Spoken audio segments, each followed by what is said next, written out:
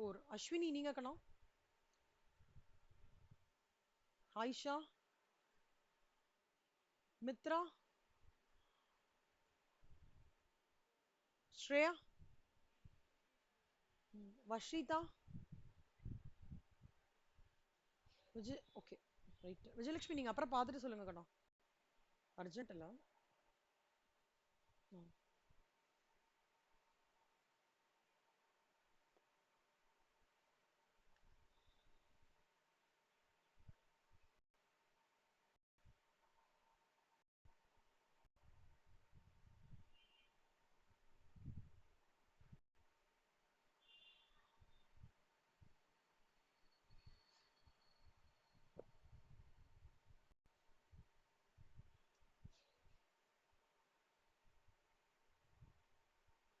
illustration.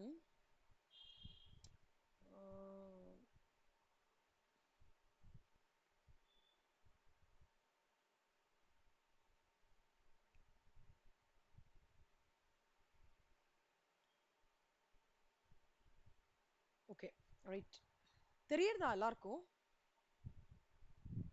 எல்லாருக்கும் தெரியுறதா? Okay. ஏய் நாளைக்கு ஒரு டெஸ்ட் ஃப்ரம் ரெசிடென்ஷியல் ஸ்டேட்டஸ்லேருந்து ப்ராஃபிட்ஸ் அண்ட் கெயின்ஸ் இல்லஸ்ட்ரேஷன் 75 வரைக்கும் நாளைக்கு டெஸ்ட்னா யாருக்கெல்லாம் எழுத முடியும்? லைவ் டெஸ்ட் கிளாஸ்லயே 1 hour டெஸ்ட். யாருக்கெல்லாம் எழுத முடியும்? ஹேண்ட்ஸ் ஆன் மட்டும் பண்ணுங்க செல்லம். ஏன்னா 7 days கேப் ஆயிடுதுல்ல. ஸோ மித்ராவால முடியும். வேற யாரும்? அக்ஷயா, வஷிதா என்னாச்சு? டைம் இதே டைம் தான், 3 to 4.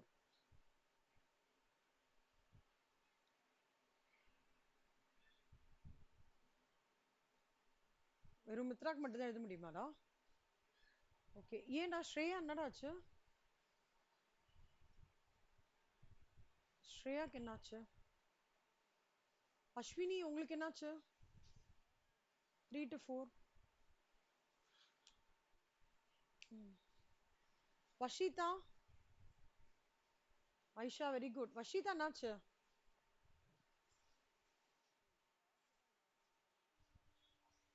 Profits and gains of business or ப்ரொஃபஷனா? பரவாயில்ல படிங்க. காலேஜ் போயிட்டு இருக்கீங்களா என்ன?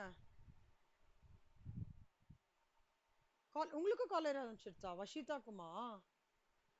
ஓ, நான் நினைச்சேன் ஸ்ரேயாக்கு அவங்களுக்கு தான் ஆரம்பிச்சிருக்குன்ட்டு.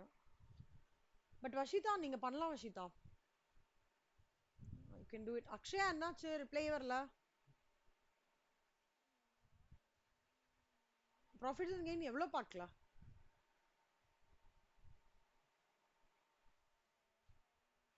இல்ல இல்ல நான் என்ன கேட்க ட்ரை பண்றேன்னா அதாவது இப்போ அந்த டெஸ்ட் வந்து எப்படின்னா ரொம்ப டஃப்பாலாம் இருக்காது. புக் சம்ஸ் தான் கேட்பேன். இப்போ விஜயலட்சுமி நீங்க எழுத வேண்டாம் கண்ணா. ஓகே விஜயலட்சுமி விட்டுருங்க, அப்புறம் பார்த்துக்கலாம். விஜயலட்சுமி விட்டுருங்க. அதுக்கப்புறம் அஸ்வினி யாரும் டைரக்ட் டாக்ஸ் ஹோம்ஒர்க் போடல. யாரு? வஷிதா போடலையா? வஷிதாவும் யாரும் போடல. அஸ்வினியும் போடலையா? எதெல்லாம் போடல நீங்க? ப்ராஃபிட்ஸ் அண்ட் கெயின்ஸ் மட்டும் போடலையா?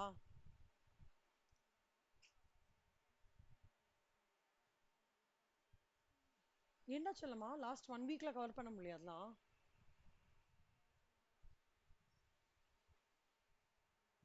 பரவாயில்ல, ஒரு சம் 2 சம், மத்த சம்லாம் ஏன் வஷிதா உங்களுக்கு என்னெல்லாம் பெண்டிங்? ஏன் ஏன் ஏன் செல்லம் ஒரு வாரத்துல நீங்க முடிச்சிருக்கலாமே கணமா. என்னாச்சு?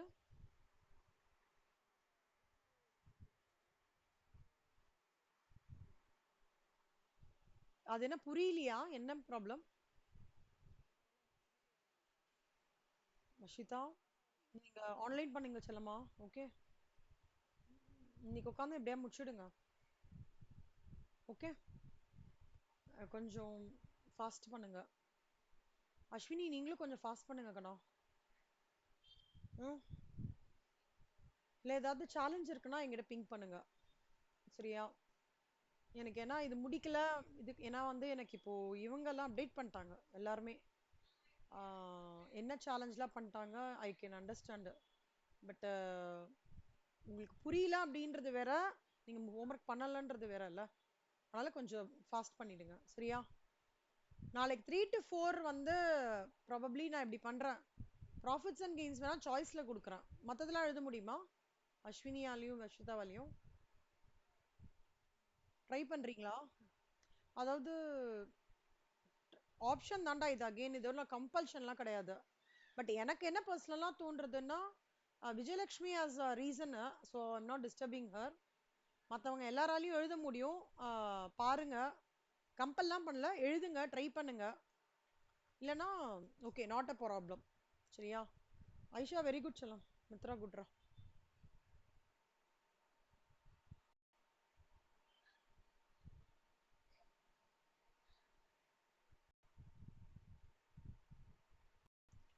Okay right. இப்போ வந்து sale of asset used for scientific research.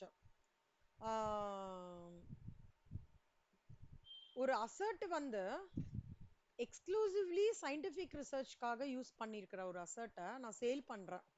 ஓகேவா? அப்போ என்ன ட்ரீட்மெண்ட்? இல்ல அந்த அசட்டை வந்து சயின்டிஃபிக் ரிசர்ச் தவிர மற்றதுன்னு நான் யூஸ் பண்றேன் அப்படின்னா அப்போ என்ன ட்ரீட்மெண்ட்? அதுதான் நம்ம இப்போ பார்க்க போறோம். புரியுறதா? எவ்வளோ மணி நேரம் படிக்கிறீங்களாடா எல்லாரும் இப்போ?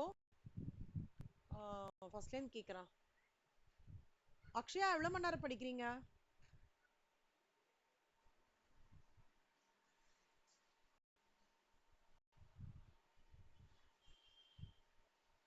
இப்போ வந்து சேல் கன்சிடரேஷன் அந்த அசட்டை நான் வேற எதுக்குமே யூஸ் பண்ணல, அதுக்கு மட்டும் தான் யூஸ் பண்றேன்னா அப்பனா the sale consideration to the extent of cost of such assets shall be taxable as a business income in the year of sale. எந்த இயர்ல சேல் ஆகிறதோ அந்த இயர்ல அதன் மூலமா எனக்கு ஒரு அமௌண்ட் வருதுன்னா அது பிசினஸ் இன்கமா ட்ரீட் பண்ணுவேன். Excess of sale consideration over original cost is treated as capital gain. அப்படின்னா என்ன அர்த்தம்னா, நான் ஒரிஜினல் காஸ்ட் 40,000 ரூபாய், வித்த விலை 50,000 ரூபாய்னா 10,000 ரூபாய் வந்து capital gain. This is applicable even if the business is not in existence. ஒருவேளை நான் வந்து அந்த சயின்டிஃபிக் ரிசர்ச்சோட நார்மல் பிஸ்னஸ் அசட்டா நான் கன்வெர்ட் பண்றேன், அந்த மாதிரி சர்க்கம்ஸ்டான்சஸ்ல சேல் கன்சிடரேஷனா shall be subtracted from the relevant block of asset. அப்போ cost of acquisition shall be taken as nil in the relevant black. இப்போ பார்க்கலாங்கண்ணா.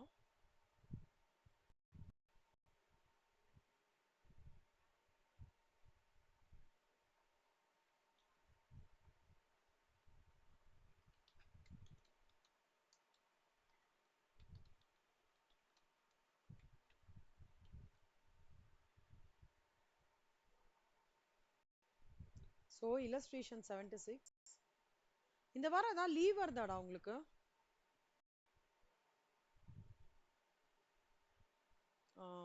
இந்த எஸ்டிஎன்பி வைஷ்ணவ் நீங்க சொல்லுங்க கடா, ஏதாவது லீவ் எதுவுமே இல்லையா? Okay.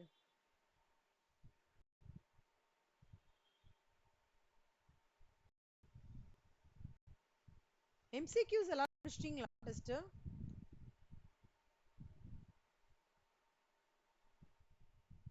Good good, very good.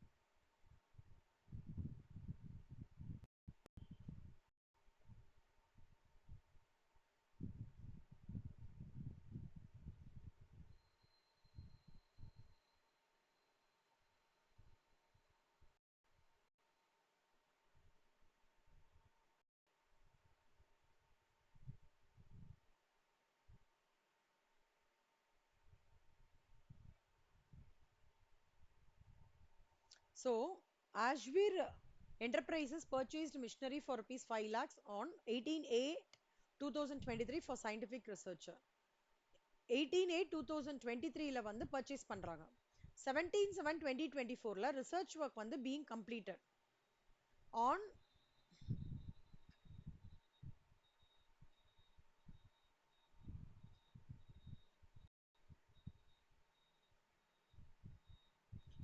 2025 மிஷினரியை sale பண்றாங்க, 1 lakh சேல் பண்றாங்க. ஓகேவா கண்ணா? இப்போ வந்து இதுக்கு கேஸ் 1 1 lakh சேல் பண்றாங்க after using the same for business purposes other than scientific ரிசர்ச்க்கு அப்புறம் யூஸ் பண்றாங்க. WDV of the respective block வந்து 4,80,000 டெப்ரிசியேஷன் ரேட். ரெண்டு கேஸ் சொல்றாங்க. ஒன்னு 1 லாக்கு விற்கிறாங்க. அப்போ ஒரு கேஸ் வந்து பிசினஸ் பர்பசஸ்க்கு யூஸ் ஆகுது சயின்டிபிக் ரிசர்ச்க்கு அப்புறம், இன்னொன்னு எதுக்குமே யூஸ் ஆகல. சரியா? இப்போ ஈஸி பாருங்க. 18/8/2023ல இது பண்றாங்க. WDVயோட பிளாக் எவ்வளவு சொல்றாங்க? 4,80,000. Case 1, case 2. இப்போ அந்த இயர்ல ஏதாவது சயின்டிபிக் ரிசர்ச் இல்ல. இப்போ இதோட சேல் வேல்யூ என்ன? 1 lakh. இப்போ நல்லா பார்த்துக்கோங்க கண்ணா. 4,80,000 without using the same for any other purposesக்கு சேல் வேல்யூ வந்து ஓப்பனிங் இது சேல் வேல்யூ வந்து அதாவது இங்க without having been used அப்படின்னா excess of sale consideration over the original cost. ஓகேவா? Sale consideration over the original cost will be treated as a capital gain. So இங்க என்ன பண்ணிருக்காங்கன்னா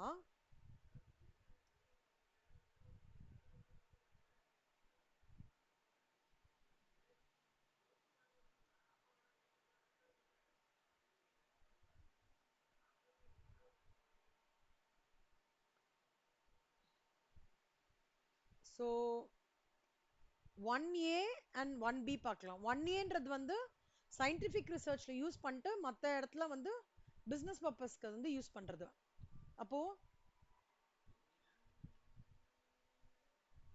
so 5 lakhs கொடுத்துருக்காங்க 2023ல.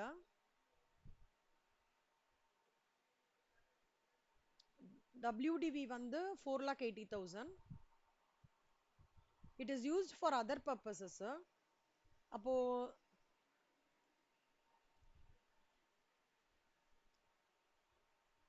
Sale value வந்து 1 lakh. அப்போ 4 lakhsலேருந்து அந்த பிளாக்லேருந்து 1 lakh நான் minus பண்ணிட்டேன்னா 3,80,000. அதுல 15% போட்டீங்கன்னா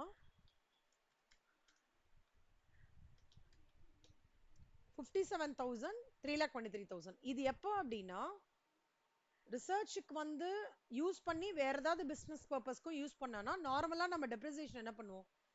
like depreciation sale value detect பண்ணிட்டு ரிமைனிங் இருக்கிறத டெப்ரிசியேஷன் கேப்சர் பண்ணி ரிட்டர்ன் ஆன் வேல்யூ இது பண்ணி கண்டுபிடிப்போம். கரெக்டா? அடுத்த கேட்டகரி வந்து 7 lakhsக்கு வந்து சேல் ஆகுறது. அப்பனா அதே 1A அதே 4,80,000 சேல் வேல்யூ வந்து 7 lakhsக்கு இதுவாகிறது. இங்க என்ன நடக்கிறது ஆக்சுவலா? உங்களோட இதை விட அந்த WDV ஆஃப் தி பிளாக்கை விட உங்களோட சேல் வேல்யூ ஜாஸ்தி ஆகிறது இல்ல? கரெக்டா? அப்போ அமௌண்ட் என்ன வரும்? 4,80,000, 7 lakhs minus 4,80,000. இதை வந்து 2,20,000 கேபிட்டல் கெயின்ஸா ட்ரீட் பண்ணுவாங்க. இந்த சினாரியோ ஏற்கனவே நம்ம டிஸ்கஸ் பண்ணிருக்கோம். ஞாபகம் இருக்கா உங்களுக்கு? WDV addition less sale value will give you WDV before charging depreciation. அப்புறம் depreciation அந்த பிளாக் மட்டும் ஷேர் பண்ணிட்டு WDV after sharing depreciation. ஒருவேளை அந்த கேபிட்டல் கெயின்ஸ் வந்து எப்ப அரைஸ் ஆகும்? when the sale price exceeds the cost of the asset held for scientific research. இந்த மாதிரி சர்க்கம்ஸ்டான்சஸ்ல என்ன நடக்கும்? நம்மளுக்கு கேபிட்டல் கெயின்ஸ் கிடைக்கும். இந்த 1A and 2A புரியுறதாடா? யாருக்கா டவுட் இருக்கா?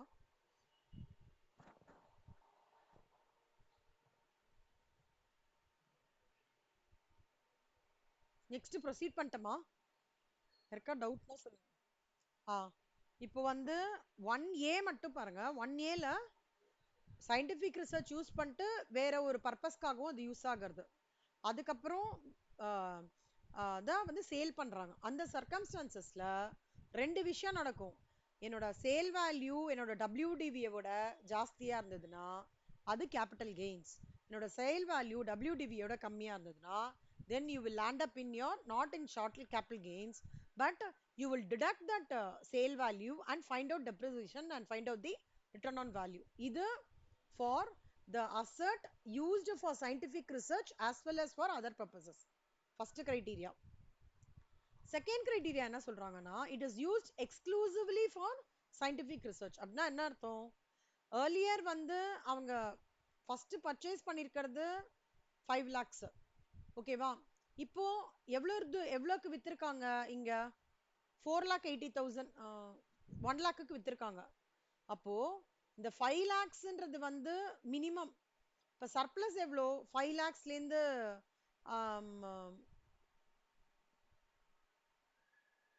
சாரி, இந்த machinery being sold sale value எவ்வளோ?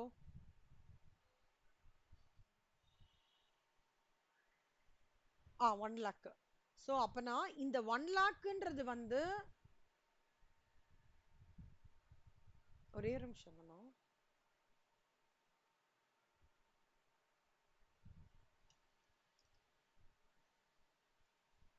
ஆமா 1 lakh தான் கரெக்ட். ஸோ 1 lakh இதுல வந்து எது கம்மியா இருக்கு? 1 lakh. அப்பனா ஷார்ட் டேர்ம் கேபிட்டல் கெயின் எதுவுமே கிடையாது. இங்க வந்து அந்த சேல் கன்சிடரேஷனும் கிடையாது. காஸ்ட் ஆஃப் இது என்ன?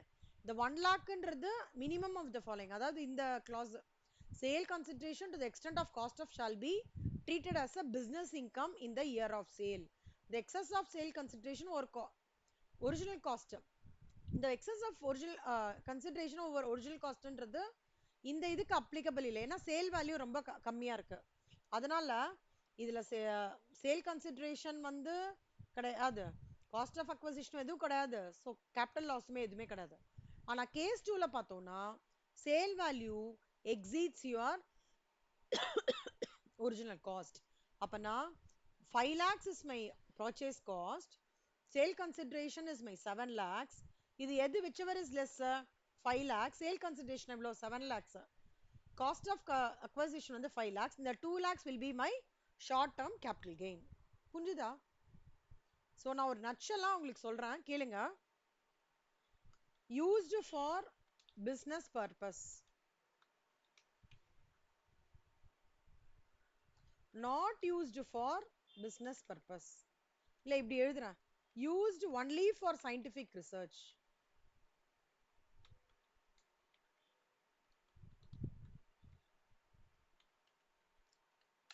used both for scientific research and other purpose. இப்போ used only for scientific research hold பண்ணிக்கலாம். இப்போ ரெண்டுமே இருக்கிறது நார்மல் தான். இப்போ let's say cost price 5 lakhs, sale price 7 lakhs. அப்ப டிஃபரன்ஸ் என்ன?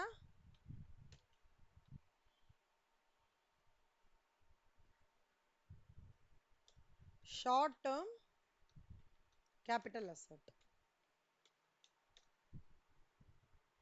அப்புறம் இன்னொன்னு இப்ப பாத்தீங்கன்னா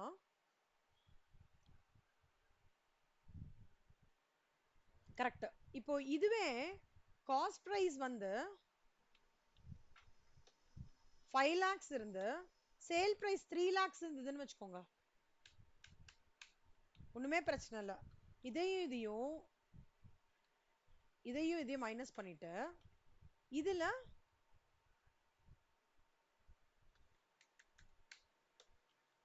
இது மைனஸ் பண்ணிட்டு இதுல less depreciation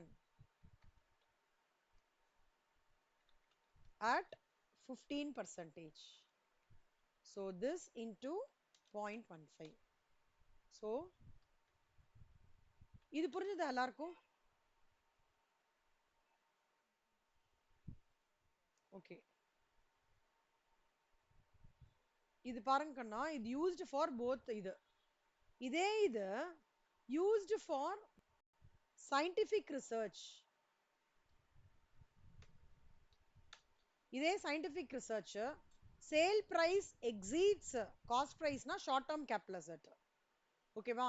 இந்த இதுல if the சேல் பிரைஸ் வந்து இந்த மாதிரி சிச்சுவேஷன் இருந்ததுன்னா கேபிட்டல் அசெட் வரவே வராது. அந்த இடத்துல உங்களோடது எதுவுமே கிடையாது. வெறும்னா you will show this என்ன சொல்றது, the profits and gains or business or professionல you will just show sale consideration to the extent of cost of asset shall be taxable as business income. அவ்வளவுதான். ஒண்ணு what you will do னா cost ஓகேவா, அதுக்கப்புறம் என்னோட surplus ஏதாவது இருந்ததுன்னா அது whichever is less வந்து காமிச்சிருவீங்க. end of the day எனக்கு வந்து இங்க எந்த விதமான purviewவும் கிடையவே கிடையாது. just it will be shown as a sale consideration will be shown as an income. அவ்வளவுதான். இதுதான் வந்து 2 marksல கேட்பாங்க, பாத்துக்கோங்க.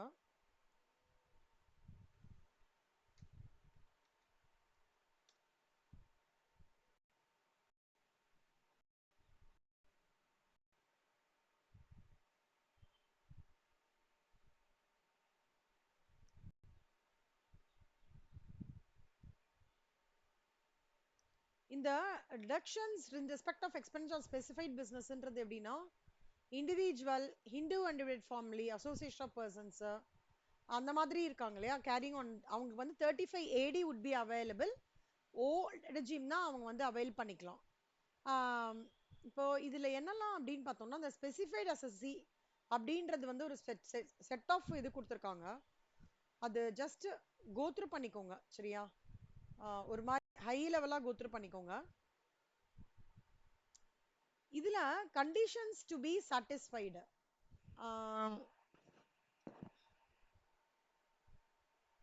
ஒன்று பண்றேன், நாளைக்கு ப்ராஃபிட்ஸ் அண்ட் கெயின்ஸ் நான் டெஸ்ட் முடிச்சுக்கோங்க, அதுக்கப்புறம் இதை நான் சொல்லித்தரேன். ஓகே, இந்த பாயிண்ட் அதுல ஆல்ரெடி குவாண்டம் ஆஃப் டிடக்ஷன் சொல்லிட்டு ஏற்கனவே நிறைய படிச்சிருக்கோம், ஞாபகம் இருக்கா கண்ணா? முன்னாடி குவாண்டம் ஆஃப் டிடக்ஷன் ஞாபகம் இருக்கா அந்த வார்த்தை? ஸோ அது வந்து நல்லா கோத்ரூ பண்ணிக்கோங்க. அதுக்கப்புறம் I will come back to this point மிஷினரியோடது. ஏன்னா நான் இதை சொல்லி கொடுத்தேன்னா அது கன்ஃபியூஸ் ஆகிடும். ஓகேவா, அதனால இதை மட்டும் நான் ஹோல்ட் பண்ணிக்கிறேன். Amortisation of telecom licence fee hold பண்ணிக்கிறேன். அதே மாதிரி சைட் ரெஸ்டரேஷன் ஃபண்டுன்னு ஒன்று இருக்கு.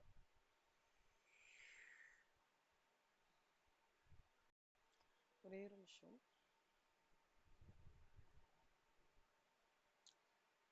சைட் ரெஸ்டரேஷன்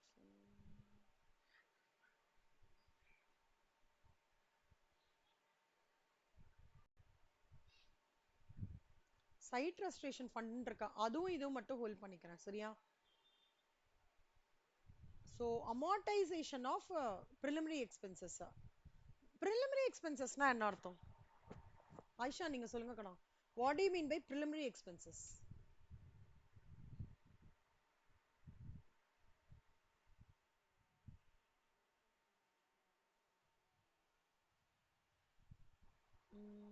இல்ல இல்ல கண்ணம்மா, அப்படி வராது. வேற ஏதாவது ஐடியாஸ்? மித்ரா, ப்ரிலிமினரி எக்ஸ்பென்சஸ்னா என்னடா?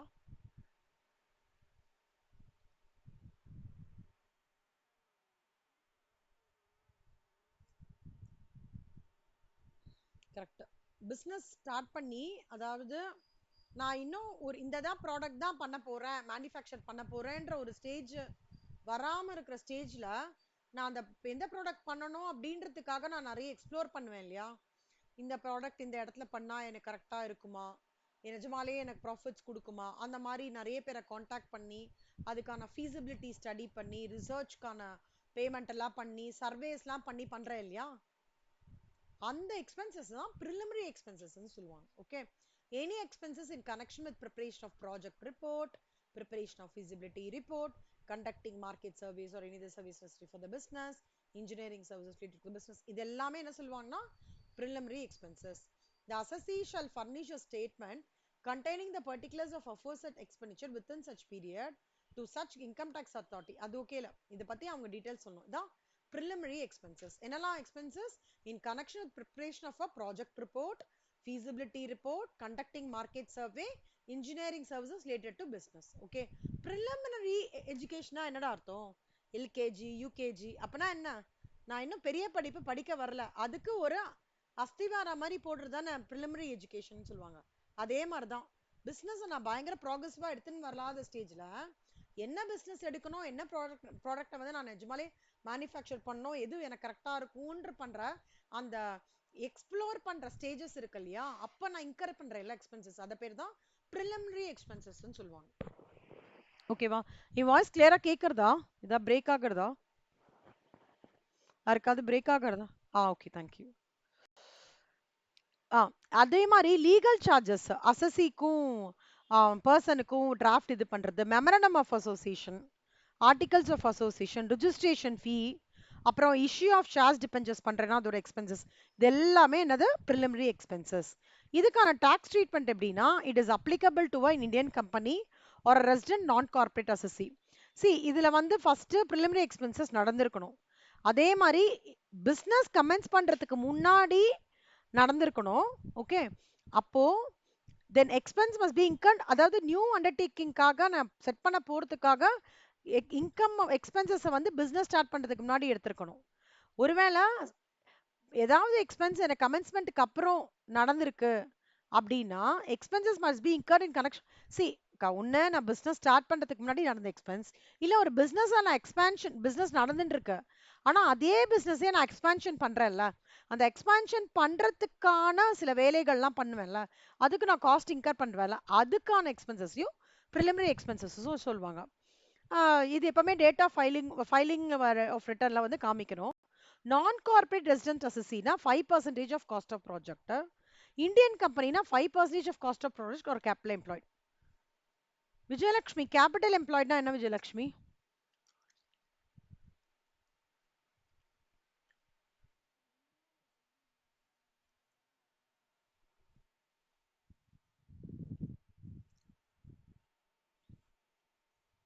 என்னெல்லாம் இருக்கும் கேபிட்டல் எம்ப்ளாய்ட் கன்சிஸ்ட் ஆஃப் என்னெல்லாம்?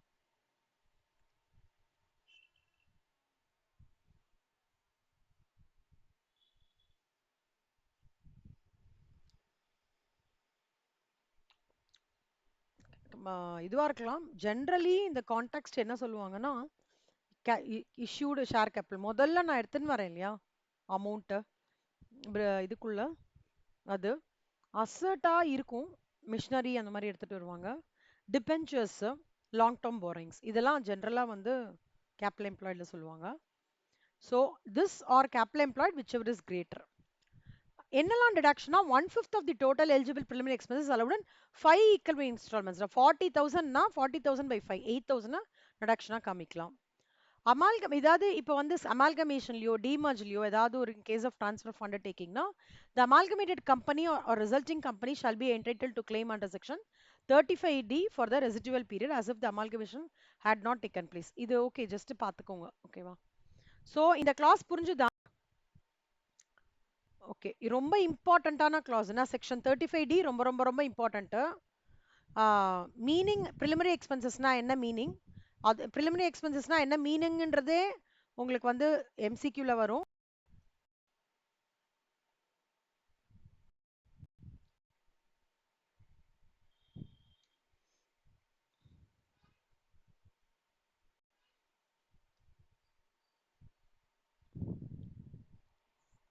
அதுக்கப்புறம் அதோட குவாண்டம் ஆஃப் டிடக்ஷன்ஸ்.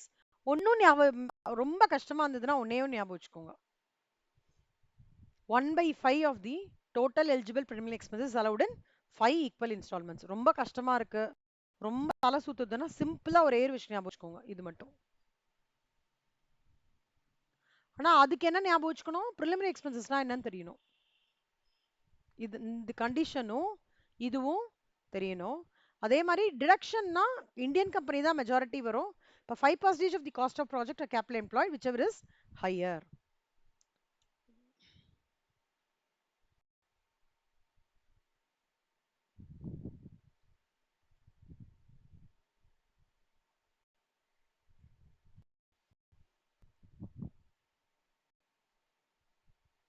அஞ்சு சம் நடுவில் விட்டு போயிருக்கணும். ஓகே, அதில் சைட் ரெஸ்டரேஷன் ஃபண்டு, அப்புறம் அந்த இப்போ நான் கரண்டாக சொல்லி கொடுத்த குவாண்டம் ஆஃப் ரிடக்ஷன், அதெல்லாம் நீங்கள் நாளைக்கு டெஸ்ட் எழுதிட்டு அப்புறம் அதை கண்டினியூ பண்ணுறேன்.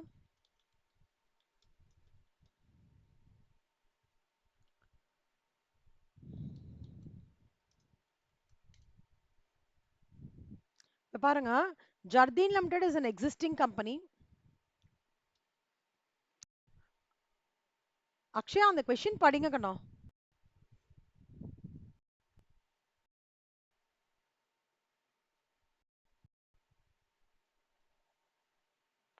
அஸ்வினி கொஸ்டின் படி.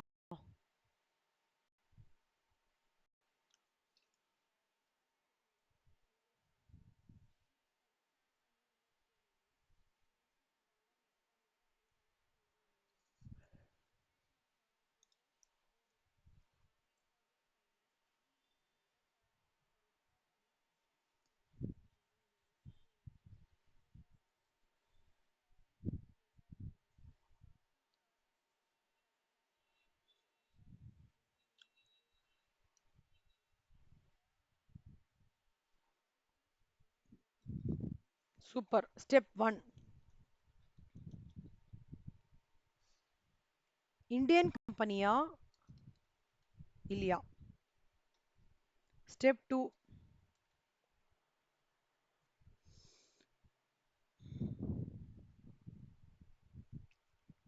Meaning of preliminary expenses recollect பண்ணிக்கணும்.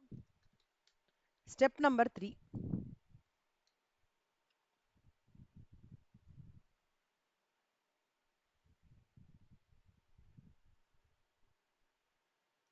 deduction capital employed or cost of project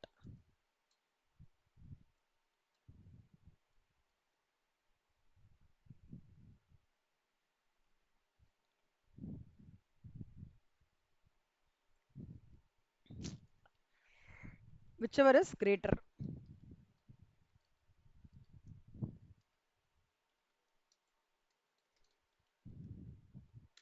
அப்புறம் ஸ்டெப் நம்பர் 4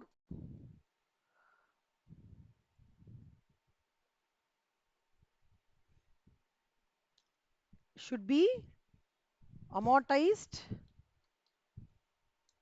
எவ்வளோ இயர்ஸ்டா?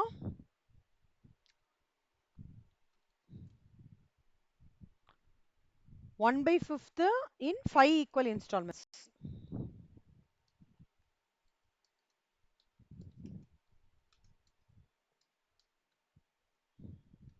அதான் என்னது டிடக்ஷன்.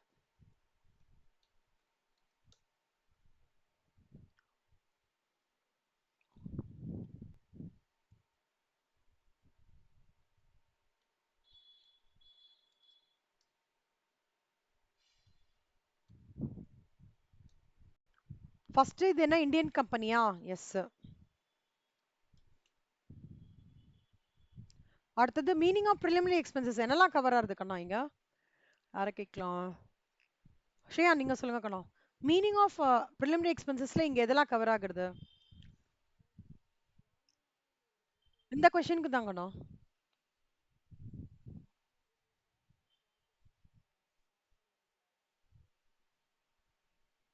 அது வந்து எலிஜிபிலிட்டி ஃபார் டிடக்ஷன் கண்ணா. preliminary expenses-ஓட மீனிங்ல ப்ரிப்பரேஷன் ஆஃப் ப்ராஜெக்ட் ரிப்போர்ட்ன்றது preliminary expenses கரெக்டா? அதாவது இங்க இப்ப எப்படி கொடுப்பாங்கன்னா உங்களுக்கு நிறைய டீடைல் கொடுத்துருவாங்கடா. அதுல நீங்க preliminary expenses என்னன்றத பிக் அவுட் பண்ணி அந்த எக்ஸ்பென்சஸ்க்கு மட்டும் you will have to consider. புரியுதா? ஸோ அப்பனா ப்ராஜெக்ட் ரிப்போர்ட்டும் வந்துடும், மார்க்கெட் சர்வியூ வந்துடும், லீகல் சார்ஜஸ் ஃபார் அதாவது எது கேட்குறேன்னா இதை நீங்க அதுக்கு படிச்சு வச்சுக்கணும். இந்த பார்ட் 5மே தியரியிலயும் ரொம்ப இம்பார்ட்டன்ட். தியரியிலயும் இது ரொம்ப இம்பார்ட்டன்ட். ஓகே, தியரி கொஸ்டினும் ரொம்ப important.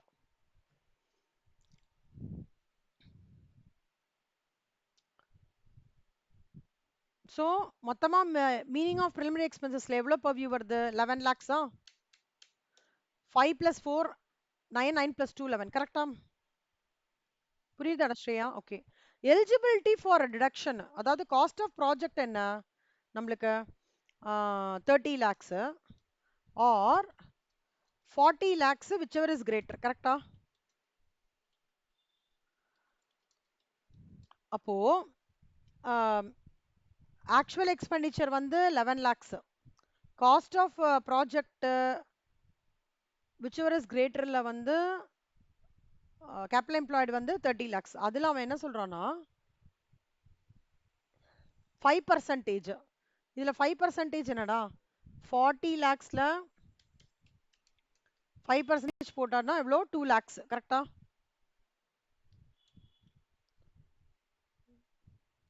So amount எவ்வளோடா eligible for இது இது கிரேட்டரா இருக்கா இது கிரேட்டரா இருக்கா? இது ஸ்மாலா இருக்கா 11 lakhs இல்ல எது ஸ்மாலா இருக்கு ஸ்ரேயா இது ரெண்டுத்துல? ஸோ ஸ்டெப் நம்பர் 4 வந்து minimum of step 3 and step 2. ஓகேவா? இதுல எவ்வளோ 2 lakhs. அப்போ இதே நான் என்ன பண்ணணும்னா 1/5 பிரிக்கணும்.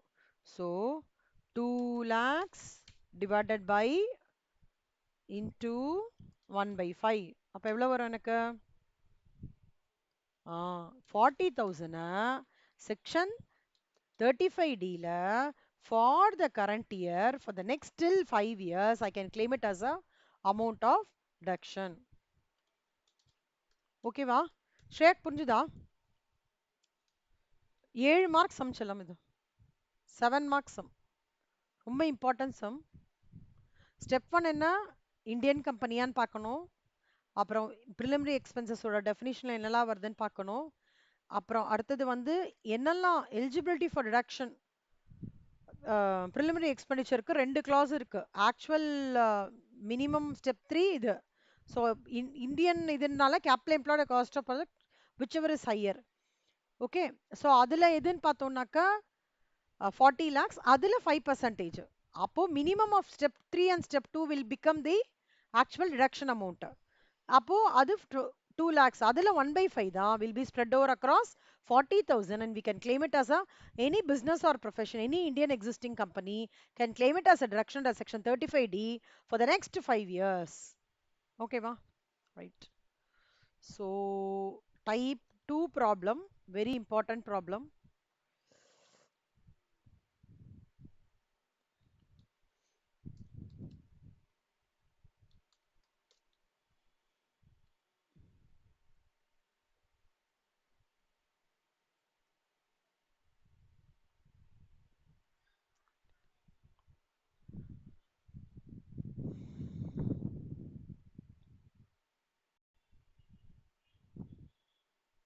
இங்க பாருங்க செல்லமா deductions in respect of amalgamation or demerger க்கும் அதே தான் குவாண்டம் ஆஃப் டிடக்ஷன்ஸ் வந்து 1/5 of expenditure for a period of 5 years.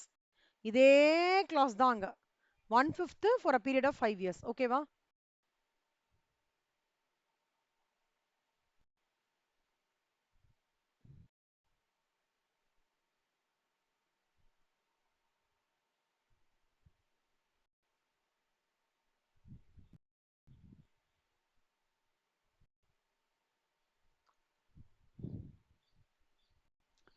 amortization of expenditure incurred under VRS.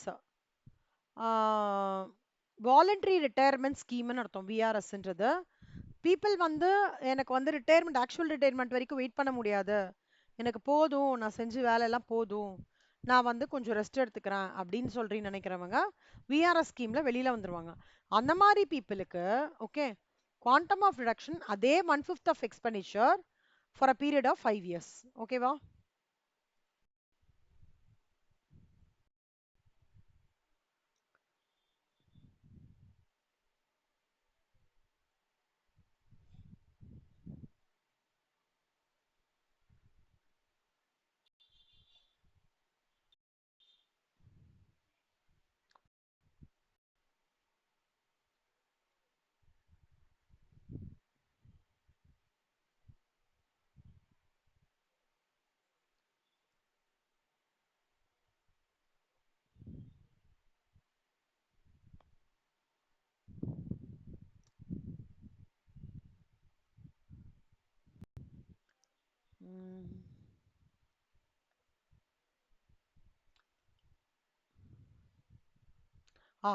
amortization of expenditure on for development of minerals. So minerals extraction production of minerals இருக்கும் இல்லையா, அதுக்கு அமார்டைசேஷனுக்கு வந்து quantum of deduction எப்படின்னா total eligible expenditure இருக்கு. Okay அது சம்ல வந்து எப்படி கொடுப்பாங்கன்னா ஒரு ஒரு டேட்டா கொடுத்துருவாங்க, நான் சம் காமிக்கிறேன் கீழே இருக்குன்னு நினைக்கிறேன். 10 ஈக்குவல் இன்ஸ்டால்மெண்ட்ஸ்ல வந்து அதை வந்து you can show it as a deduction. ஓகேவா? 10 ஈக்குவல் இன்ஸ்டால்மெண்ட்ஸ் ஞாபகம் வச்சுக்கோங்க, 10 equal instalments. So amortization in case of development of minerals. Quantum of reduction என்ன? 10 equal installments.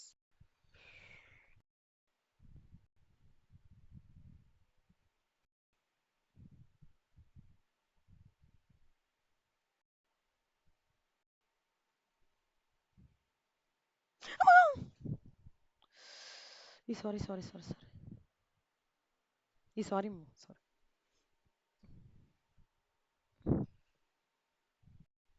Next வந்து any amount paid as insurance premium against the risk of damage or destruction for the purpose of business or profession is allowable as a deduction. நல்லா ஞாபகம் வச்சுக்கோங்கண்ணா. பெய்டுன்னா actually பெய்டா இருக்கலாம், incurred பெய்டா இருக்கணும், accrual பேசிஸ்ல இருக்கக்கூடாது. Paid எதுவுமே பெய்டுனா full deduction. ஓகேவா? Amount paid as insurance premium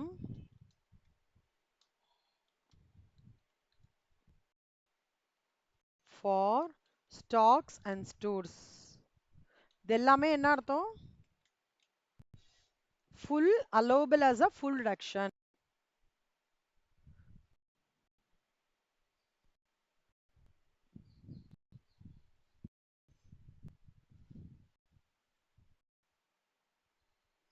ஞாபகம் வச்சுக்கோங்க. அப்புறம் கேட்டில்காக பண்றவங்கள அதுவும் வந்து it is allowed as a full deduction.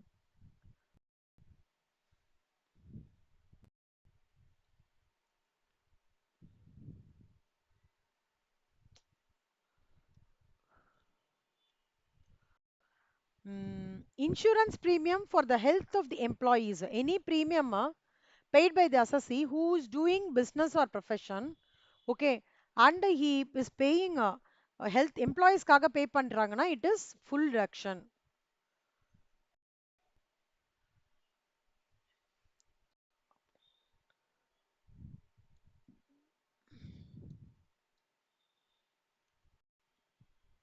Bonus or commission paid to employees shall be allowed as a full deduction.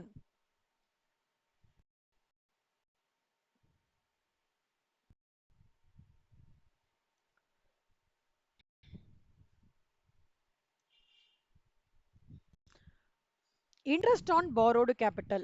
See, interest on borrowed capital என்றது income from house propertyல பார்த்திருக்கோம். இங்கேயும் interest in respect of capital borrowed for the purpose of business or profession ன்றது full deductions provided அந்த கேபிட்டல்ல வந்து நான் business R ப்ரொஃபஷனுக்காக மட்டுமே வாங்கினேன், இது பண்ணியிருக்கேன் கேபிட்டல்ல அப்படின்ற இது மட்டும் அந்த இது கண்டிஷன் ப்ரூவ் ஆனா மட்டும்தான் இது வந்து can be allowed as a deduction. ஓகேவா? புரிஞ்சுதா?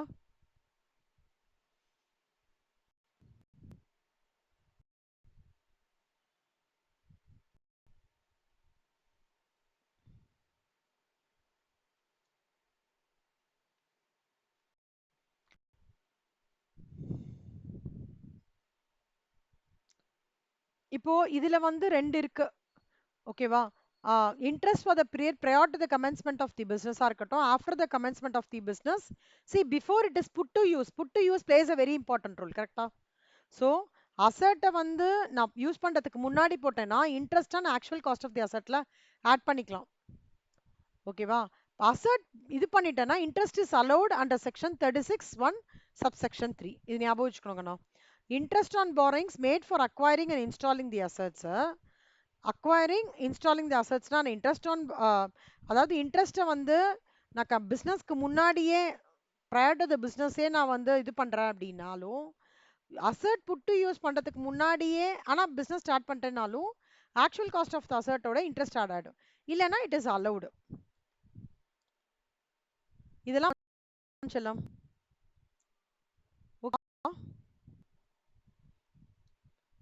இதெல்லாம் தான் உங்களுக்கு வந்து ப்ராஃபிட்ஸ் அண்ட் கெயின்ஸ் போடுறதுக்கு ரொம்ப ஈஸியா இருக்கும். Zero coupon bonds. Zero coupon பாண்ட்ஸ்ன்றது வந்து எப்படின்னா ஒரு இன்ஃப்ராஸ்ட்ரக்சர் கேபிட்டல் கம்பெனியோ இல்ல பப்ளிக் செக்டார் கம்பெனியோ இஷ்யூ பண்ணும். ஓகேவா? இதுல வந்து மெச்சூரிட்டி டேட்டுக்கு பிஃபோர் வந்து இதுல எந்த விதமான பெனிஃபிட் வந்து நோ பெனிஃபிட் இஸ் ரிசீவ்டு. இது கம்ப்ளீட்டா சென்ட்ரல் கவர்மெண்டோட மேற்பார்வையில ஒஃபிஷியல் கசட்டோட நோட்டிஃபிகேஷன்ல இந்த ஜீரோ கூப்பன் பாண்ட்ஸ் வந்து இஷ்யூ பண்ணுவாங்க. Okay.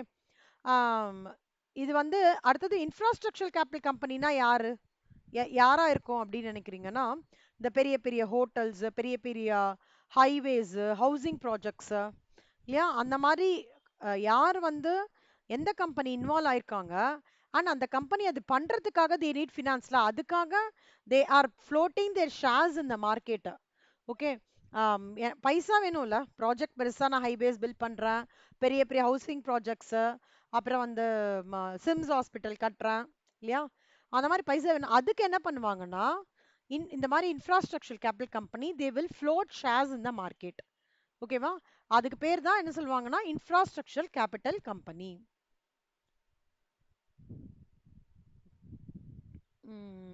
Any contribution towards RPF superannuation fund இது எல்லாமே வந்து is allowed as full deduction.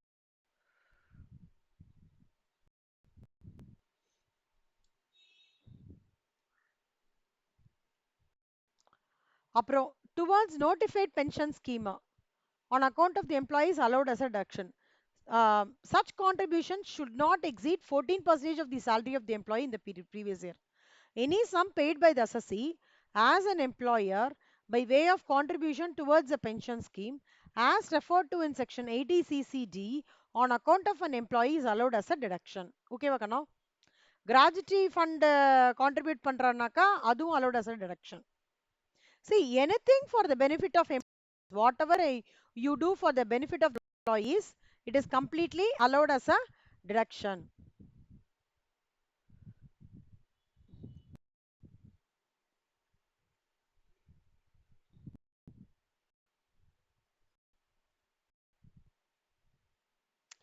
அதே மாதிரி gratuity fund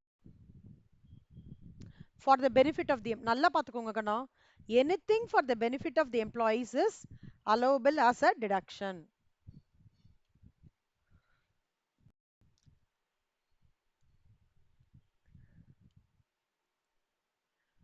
Again, employees contribution towards staff welfare.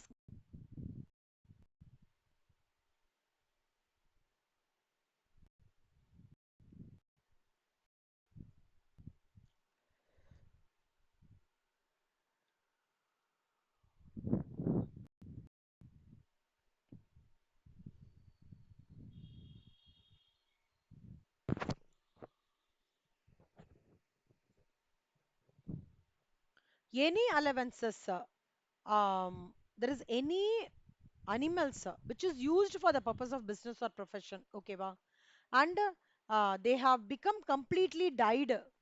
Business or பிசினஸ்க்கு யூஸ் பண்ணிட்டு இருக்கேன், டை ஆயிடுச்சுன்னா குவாண்டம் ஆஃப் டிடக்ஷன் என்னன்னா actual cost of the animals to தசசி அந்த அமௌண்ட் ரியலைஸ்டு. சப்போஸ் வந்து இப்போ ஆடு இருக்குன்னு வச்சுக்கோங்களேன், ஆடு நான் பிசினஸ்க்காக யூஸ் பண்றேன், அந்த ஆடு வந்து செத்து போயிடுச்சுன்னு வச்சுக்கோங்க.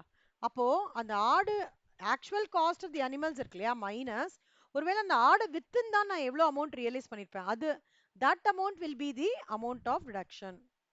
எல்லாருக்கும் புரியுதா?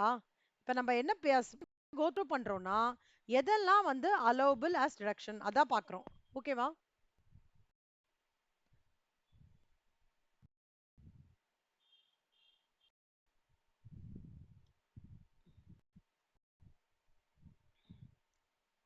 அப்புறம் பேட் டெட்ஸ். வர்ஷிதா, பேட் டெட்ஸ்னா என்னடா?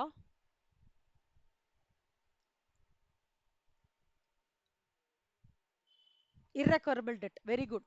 அதாவது ஒரு dead which becomes bad is shall be bad debt.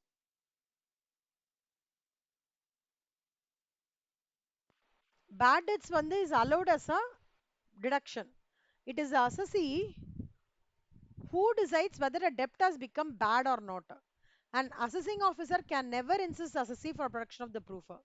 See, இவங்க கிட்ட இருந்து வராதுன்னு டிசைட் ஆயிடுத்து, நீ சொல்ல எப்படி இவங்க கிட்ட இருந்து வராம இருக்கும்ன்றதுல கம்பல்ஷன் வந்து நார்மலா இன்சிஸ்ட் பண்ண மாட்டாங்க அசஸிங் ஆஃபீஸர். ஆனா டெட் வந்து பிசினஸ் ஆர் ப்ரொஃபஷன் ரிலேட்டடா இருக்கணும். அதே மாதிரி டெட் ஹஸ் பீன் கன்சிடர்ஸ் அவனுக்கு ஒரு இன்கமா அவன் நினைச்சிட்டு இருக்கணும். it must have been written off in the accounts of the assessee. The மூணு circumstances prove ஆச்சுன்னா bad debts is allowed as a ஒவ்வொரு ஹெட்டும் இப்ப நம்ம படிக்கலக்கனா ஒவ்வொரு ஹெட்டும் அது என்ன ரீசன்காக அப்படி படிக்கிறோம்னா இது எல்லாமே நம்மள வரப்போறதுன்னு அர்த்தம் ஒவ்வொரு ஹெட்டா. இதை தவிர வேற எதுவும் வராதுக்கண்ணா, இதுதான் கேட்பாங்க. சரியா?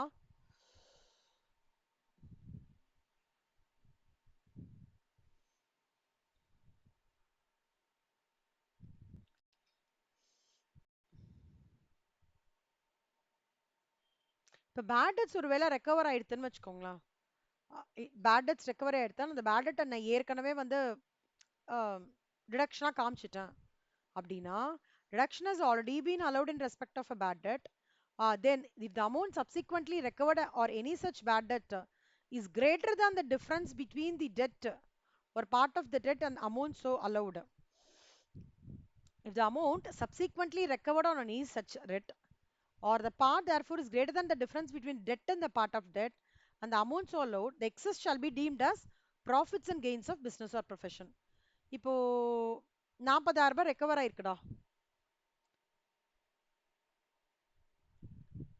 ஸ்ரேயா நீங்க சொல்லுங்க ஸ்ரேயா. 40,000 ரூபாய் ரெக்கவர் ஆயிருக்குடா. ஆல்ரெடி 30,000 ரூபாய் நீங்க கிளைம் பண்ணிருக்கீங்க செல்லம். அப்ப பேட் டெட் ரெக்கவரின்னு சொல்லிட்டு எவ்வளோடா டாக்ஸபிள் பேட் டெட் ரெக்கவரி எவ்வளோடா? வெரி குட், அவ்வளவுதான், சிம்பிள். எவ்வளோ ரெக்கவர் ஆயிருக்கு ஏற்கனவே நான் எவ்வளோ டிடக்ஷனா காமிச்சிருக்கேன், மைனஸ் பண்ணனா taxable bad debt recovery. Business நீ கண்டினியூ பண்ணிருக்கியோ பண்ணலையோ அப்படின்றது இம்மெட்டீரியல் கண்ணா. பட் வந்துருத்தா நீ கண்டிப்பா அதை டாக்ஸபிள் பேட் டெட் ரெக்கவரியா தான் கன்சிடர் பண்ணும். புரிஞ்சுதா? நாளைக்கு காலேஜ்ல ஏதாச்சும் இருக்கா யாருக்கு?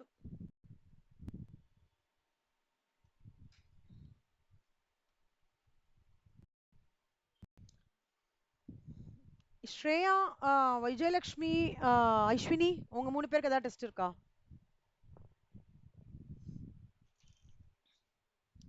அஷிதா, அக்ஷயா, வஷிதா உங்களுக்கு செல்லம்? ஆயிஷா? நோ. வஷிதா, அக்ஷயா வந்து இருக்காங்களா கண்ணா? Okay okay. இப்போ நீங்க என்ன பண்றீங்க,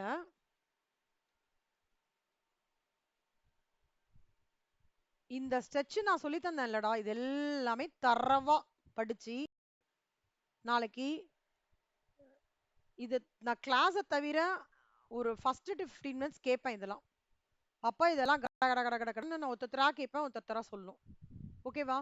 இப்ப இதெல்லாம் நீங்க சொல்லிட்டீங்க அப்படின்னா பின்னாடி வர சம்ஸ் வந்து பயங்கர ஈஸியா இருக்கும், கடகடன்னு போயிட்டே இருக்கலாம். ஓகேவா கண்ணா?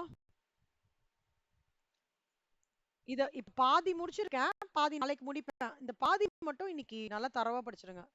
இங்க இருந்து ஆரம்பிச்சு குவாண்டம் ஆஃப் ரிடக்ஷன் இங்க வரைக்கும் தரவா. ஓகேவா? Super, right. ஓகே, ஸோ இதோட நான் வந்து டிடி கிளாஸ் முடிச்சிருக்கிறேன்.